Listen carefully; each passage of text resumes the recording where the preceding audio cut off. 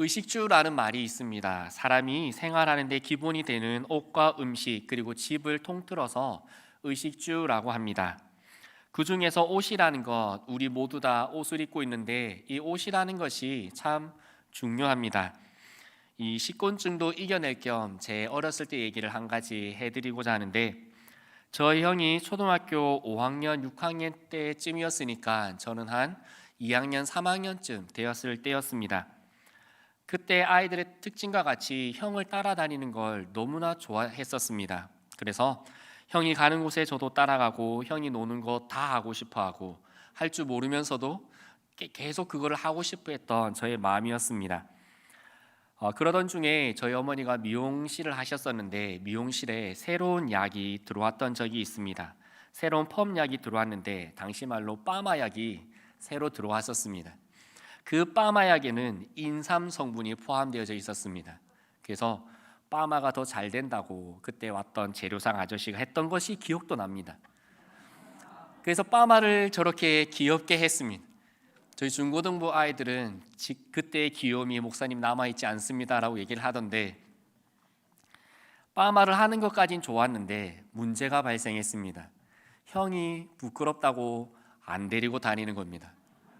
너무 형이랑 노는 게 재밌었는데 행님이 안 데리고 댕기니까 갈 데가 없는 겁니다.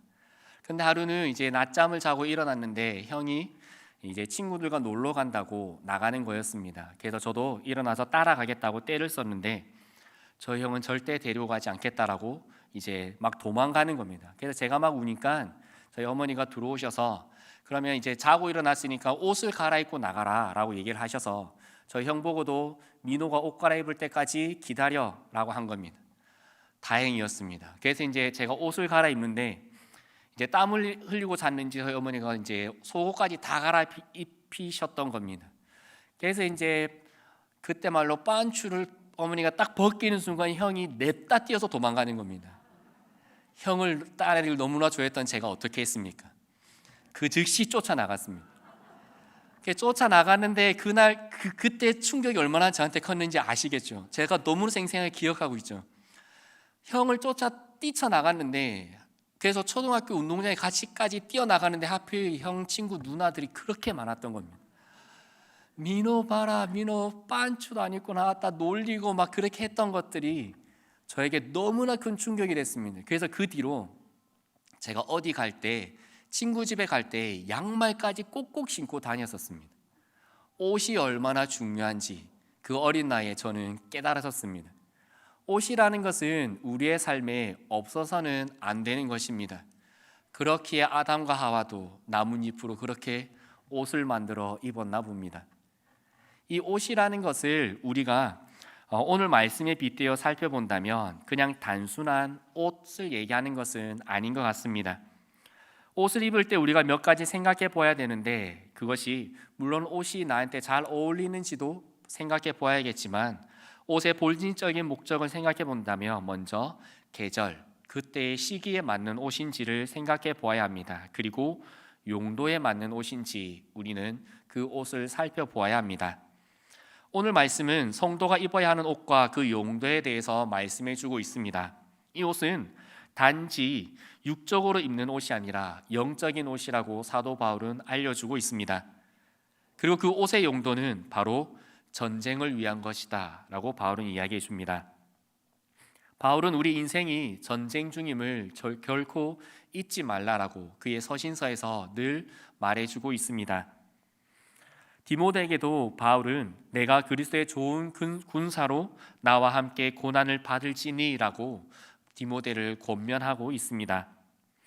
바울은 그리스도인의 삶에 눈에 보이지 않는 영적 전쟁과 그리고 영적인 그 적들과 매일같이 전쟁하며 살아가는 것임을 우리에게 늘 일깨워주고 있습니다. 그래서 전쟁을 위한 그 전쟁에서 승리하기 위한 옷을 입어야 한다라고 오늘 에베소서 말씀에서 얘기해주고 있는 것입니다. 그 옷은 바울이 표현하기를 하나님의 전신갑주입니다.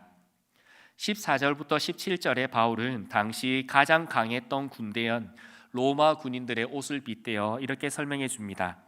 그런즉 서서 진리로 너희 허리띠를 띠고 의의 호심경을 붙이고 평안의 복음이 준비한 것으로 신을 신고 모든 것 위에 믿음의 방패를 가지고 이로써 능히 악한 자의 모든 불화살을 소멸하고 구원의 투구와 성령의 검 곧 하나님의 말씀을 가지라.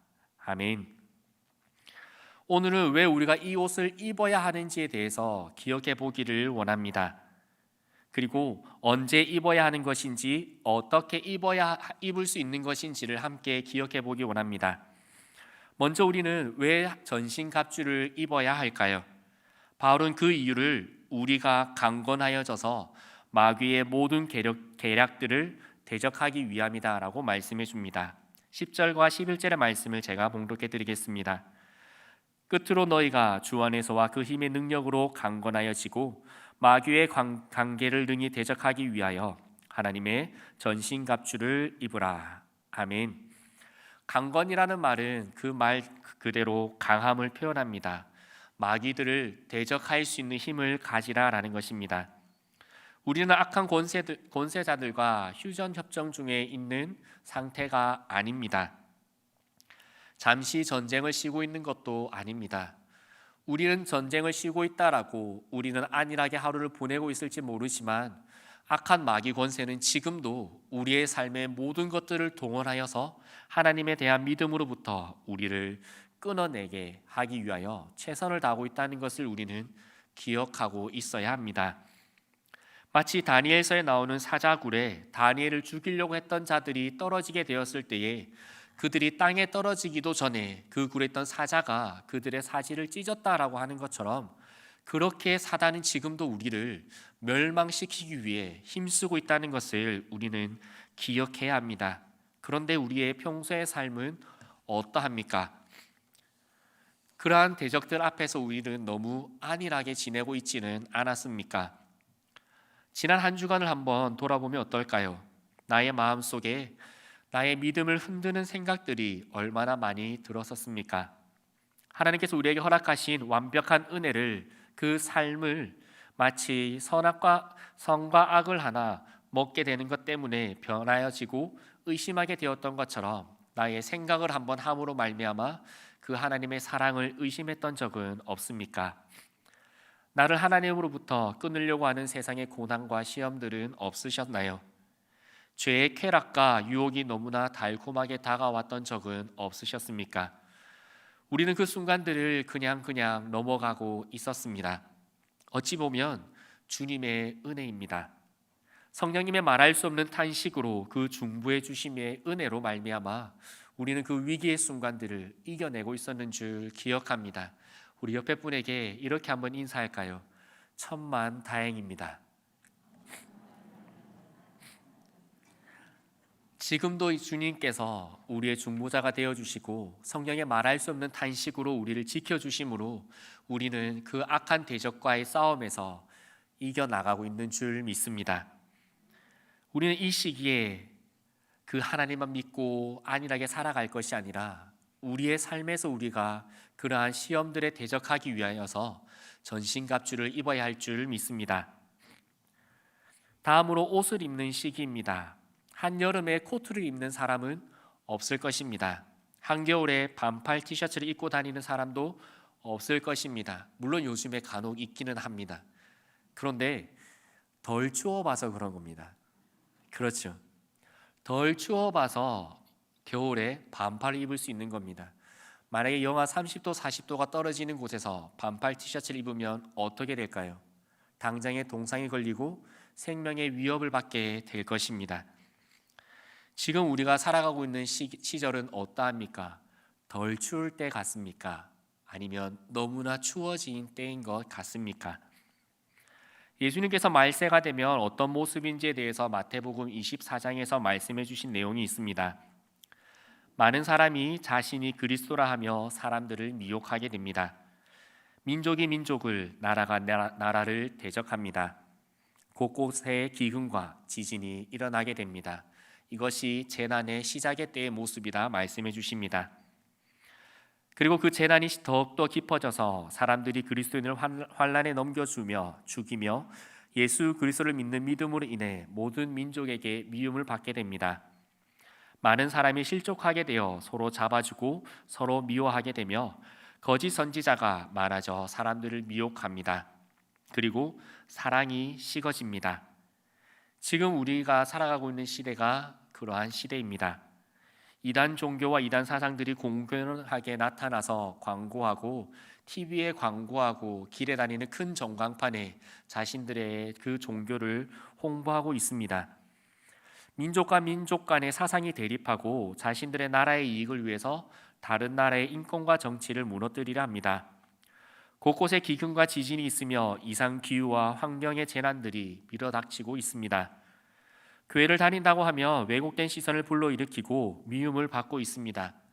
제가 한 주유소에 들어가서 차 안에서 찬양이 나오고 있으니까 그 주유를 넣어주시는 분께서 교회 다니냐고 물어보시더라고요. 그래서 네, 교회 다닙니다 라고 하니까 그분이 약간 진지해지며 언성을 높이며 저에게 이렇게 말했습니다. 교회가 요즘 와 그럽니까? 지금 이게 교회에 대해서 세상 사람들이 가져가고 있는 이미지입니다. 자신과 관련된 사람들에 대해서는 얼마든지 사랑하지만 그 외의 사람들에 대해서는 냉대하고 무관심하며 외면합니다. 지금 우리가 살아가고 있는 시대는 이미 종말이 시작되었고 점점 더 짙어져 가고 있는 시대입니다. 그러니 우리는 이 다음 단계를 준비해 나가야 합니다. 성령의 능력이 떠나가고 점점 더 그리스도인들을 박해하는 시대가 곧 다가오게 될 것입니다. 우리 자녀들이 자기소개서에 종교란에 기독교를 적어야 할지 말아야 할지를 고민하는 시기가 오게 될 것입니다. 그때를 준비하기 위해 그때 우리가 그 마귀의 그 계획들을 승리하기 위해서 우리는 하나님의 전신갑주를 취해야 할 줄 믿습니다. 다르게 말해서 영적으로 무장해야 합니다. 그래서 우리의 믿음을 흔들려고 하는 어둠의 세상 주관자들과 하늘에 있는 악의 영들에 대해서 우리는 강력하게 승리해 나가야 할 줄 믿습니다. 그렇다면 우리는 어떻게 하면 하나님의 전신갑주를 취할 수 있을까요? 어떻게 하면 우리는 영적으로 무장하여서 이 세상 권세자들 앞에서 승리하며 나아갈 수가 있을까요? 한 조직에서 그 제복은 위에서부터 주어집니다. 즉, 내가 경찰관의 옷을 입고 싶다고 해서 경찰관의 옷을 개인적으로 사서 입고 다니면 모르는 사람이야 경찰인가 보다 하겠지만 그것을 아는 사람에게 들키면 엄벌에 처하게 될 것입니다. 마찬가지로 우리가 임의로 생각하는 영적인 무장을 해서는 안 됩니다. 하나님께서 허락하시는, 하나님께서 우리에게 주시는 영적인 무장을 해 나가야 합니다. 그것을 위해서 우리는 무엇을 해야 할까요? 우리 18절의 말씀을 함께 읽어보기 원합니다. 함께 읽어보겠습니다. 모든 기도와 간구를 하되 항상 성령 안에서 기도하고 이를 위하여 깨어 구하기를 항상 힘쓰며 여러 성도를 위해 구하라. 아멘. 하나님의 전신갑주를 입는 방법은 한 가지입니다. 바로 하나님께서 입혀주셔야 하는 것입니다. 내 취향에 따라 입는 것이 아니고 내가 원하는 대로 입는 것이 아니고 하나님께서 입혀주시는 그 옷을 우리는 입어야 하는 것입니다. 그것을 위해서 우리는 기도해야 합니다. 마가복음 9장에서 예수님께서 기도하러 올라가셨을 때에 귀신 들린 자신의 아이를 데리고 온 한 아버지가 있었습니다. 그리고 그는 제자들을 만났습니다. 그 아버지는 제자들에게 자신의 아들의 문제를 고쳐달라고 요청하였습니다. 제자들은 그를 고치기 위하여 밤새 노력했습니다. 그런데 그 아이의 상태는 전혀 나아지지 않았습니다. 그렇게 얼굴이 뻘쭘해지고 부끄러워지고 들 낯이 없을 때에 주님께서 내려오셨습니다. 그리고 주님께서는 단번에 그 아이의 문제를 해결하셨습니다. 그 모습을 본 제자들이 예수님께 질문합니다. 주님, 왜 우리는 그렇게 하지 못했습니까? 그러나 주님께서 마가복음 9장 29절에 이렇게 말씀하십니다. 이르시되 기도 외에 다른 것으로는 이런 유가 나갈 수 없느니라 하시니라. 아멘. 지금 우리는 어떻게 살아가고 있습니까? 지금 저희의 나라의 상황이 어떠합니까? 분단 국가로서 정치적, 군사적인 이념과 사상이 양극화되어져 있습니다.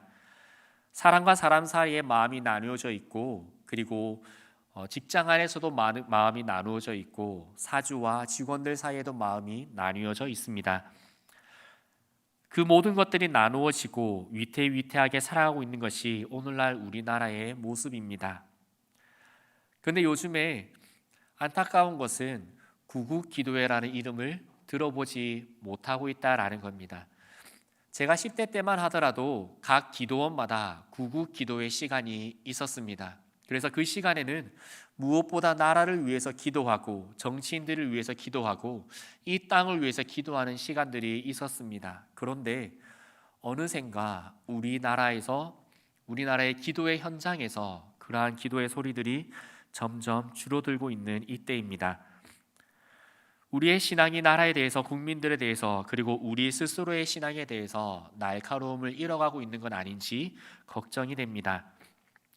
소돔과 고모라 성의 롯의 신앙처럼 천사들을 겁탈하려는 사람들 앞에서 자기 딸들을 대신 겁탈하라고 내어주는 이상한 신앙이 되고 있는 건 아닌지 두렵습니다. 여러분 혹시 그렇게 생각하신 적은 없습니까? 야, 내가 그 정도는 아니다 라고 생각하신 적은 없습니까? 내가 그 정도로 하나님의 말씀을 안 지키는 건 아니다, 내가 이런 말씀은 지킨다, 이것만 못 지킬 뿐이다 라고 생각하지는 않으셨습니까? 1.1핵도 변하지 않는 하나님의 말씀을 우리 속에서 나의 상황과 형편에 따라서 조금 더 부드럽게 해석하려고 했던 적은 없습니까? 우리는 지금 영적 전쟁 중입니다. 개인의 신앙에서는 물론이거니와 지금도 우리 교회 공동체를 흔들려고 하는 세력들이 너무나 분명하게 이 시대에 우리를 위협하고 있는 때입니다. 이럴 때에 우리 모두 영적인 무장을 할 수 있기를 바랍니다. 하나님의 전신갑주를 취하기를 원합니다.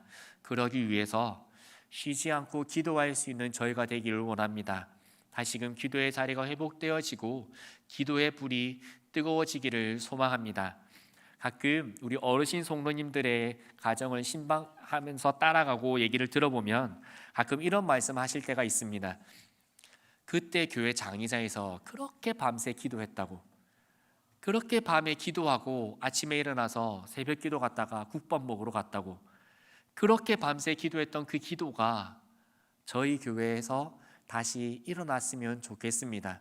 꼭 교회에 오지 못한다 하더라도 그 가정의 현장에서 나의 전신갑주를 위해서, 또 함께 살아가는 우리 성도들의 전신갑주를 위해서, 또 그리고 믿음의 삶을 이제 시작해 나가는 다음 세대의 자녀들을 위해서, 그들의 전신갑주를 위해서 함께 기도할 수 있는 저희가 되어지기를 소망합니다. 우리의 기도 가운데 하나님께서 다시 불을 일으키실 줄 믿습니다. 아직 성령이 소멸하신 시대는 아닙니다. 아직 성령의 역사가 역사하고 계시고, 아직 성령님께서 일하고 계시며, 아직도 그 기도하는 자들에게 이적과 표적으로 나타내고 있는 시대입니다. 이 시대가 끝나기 전에, 그 기도의 불이 꺼지기 전에 다시 한 번 더 기도의 불을 지피는 우리가 되었으면 좋겠습니다. 우리 시간에 함께 찬양하며 또 함께 기도하는 시간들 가지기를 소망합니다.